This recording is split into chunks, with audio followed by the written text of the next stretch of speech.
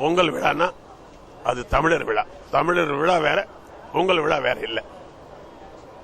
நமக்கு ஏகப்பட்ட விழா வருது வாழ்க்கையில, அது எல்லாம் விழா. இது மட்டும்தான் தமிழர் விழா. அதுவும் விவசாயிகளுடைய விழா, அதுவும் விவசாய தொழிலாளருடைய விழா.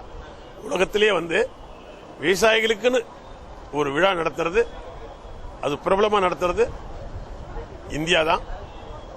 ஜப்பான்லயும் விவசாயிகளுக்கு விழா நடத்துறாங்க, ஆனா நாம தான் ரொம்ப பிரபலமா நடத்துறோம். அதுவும் தமிழ்நாட்டில் இதை நம்பர் 1 கொண்டாடுறாங்க. இந்த தமிழகத்தினுடைய அந்த விழா, திருவள்ளுவர் மனிதன் என்னதான் எங்க போயிட்டு சுத்தி வந்தாலும் உழவுக்கு பின்னாடி தான் வரணும் அப்படின்னு என்ன அர்த்தம்? உணவு தான்டா முக்கியம், மற்றெல்லாம் நெக்ஸ்ட்ன்றார். அந்த மாதிரி இந்த உழவு விழா, இந்த உழவு தொழில் செழிக்க வேண்டிய அந்த விழா சிறக்கணும். பொங்கல் விழா சிறக்கணும்னா இப்ப வர வர என்ன ஆயிப்போச்சுன்னா விழா மட்டும்தான் கொண்டாடுறோம். ஆனா விவசாயத்தை பத்தியான அக்கறையும் விவசாய தொழிலாளியை பத்தி அக்கறையும் குறைஞ்சிக்கிட்டே வருது.